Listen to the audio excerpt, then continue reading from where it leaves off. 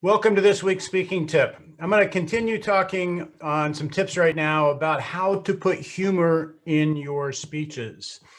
And as I said in the last tip, there's not really a science, in my opinion, for putting humor in. The whole component of humor is to put something in that's unexpected. And by the fact it's unexpected, it sort of defeats a scientific formula because scientific formulas are expected. But last week I talked about using timing and emphasis, and you can say this, something that's normal, but you can say it with specific timing and emphasis on certain words to make it funny.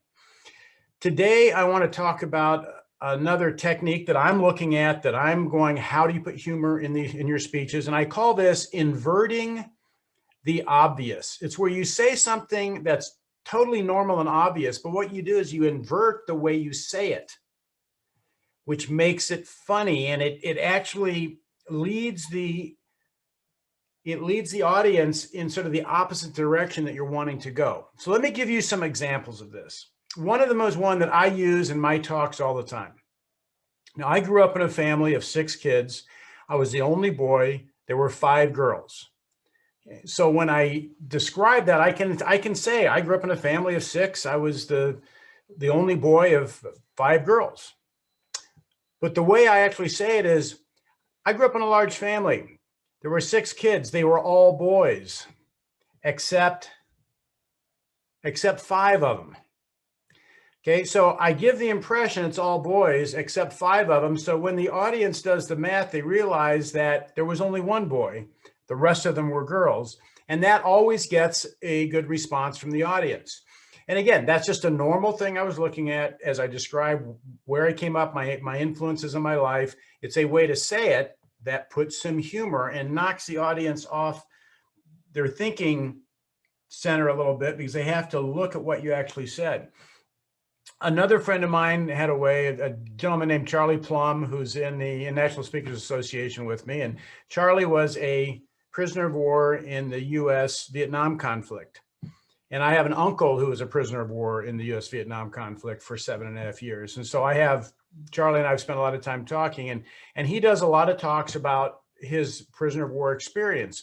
And he had graduated from the Naval Academy, and he did not graduate at the top of his class. He's explaining he was relatively close to the bottom of his class, thereabouts. But instead of saying I didn't do, great at the Naval Academy, he could have said that without any humor put in it. He says, I did not graduate at the top of the class in the Naval Academy. As a matter of fact, I graduated in the part of the class that allowed there to be a top half of the class. Basically, he's saying he was in the bottom half of the class, which allowed all those other people to be in the top half of his class. And the way he delivers that always gets a good response from the audience. Another speaker that I heard speak was CEO of Coca-Cola bottling back in the late 70s to mid 80s. And I'm sorry, he came to my Rotary Club. I don't remember his name, but he was introduced as the CEO of Coca-Cola bottling. And he basically said that he was hired and they did everything they could to make Coca-Cola bottling the most efficient, productive organization that they could. And when he came in, the stock was at $23.25. And 10 years later, the stock had grown all the way to $22.50. The stock price had gone down. He said, so I got removed and they brought in a new group of MBAs. And it only took them 2 years to drive that stock price all the way to $10.12. And so as he's talking to you, you think the other group of MBAs drove the stock price up, but he said, no, it took him only 2 years to drive that stock price all the way down to half of what it was before. And it was a credit to what he was actually able to do in the 10 years that he was there. Now, as another example of what I call inverting the obvious, I want to give you a short video of a good friend of mine, Darren LaCroix, who's the 2001 world champion of public speaking. And Darren is sharing with the audience that he had a significant business failure in his life.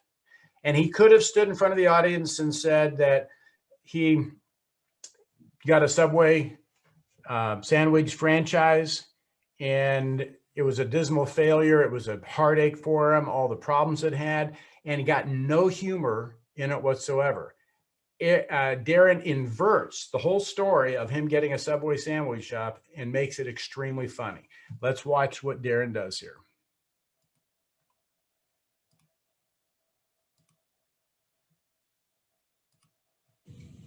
After 4 years of business school, I went out and I went for the American dream. I bought a Subway sandwich shop. Oh, yeah. You're all impressed, I can tell.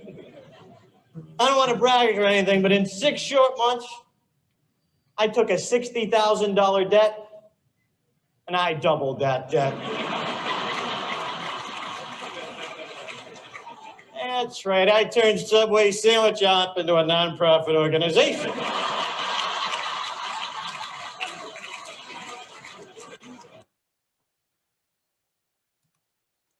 Okay, another great example of taking the obvious and inverting it and sort of telling an opposite story that still makes the same point, that he had a business failure, that he was trying to achieve his dream and everything went down the tubes, but he said it in a funny manner. So there's no scientific way to go, this is exactly what you do, but look at the different components you have in your speech as you're writing it, and look at it and see if there's a way that you can say that same thing, but say it backwards or invert it so that it gives the same point, but it leads the audience in the opposite direction. And then all of a sudden they snap back and they understand what you're saying. Okay, that's my speaking tip on adding humor in your speeches today. I'll come up with one more for next week. I'll see you next week.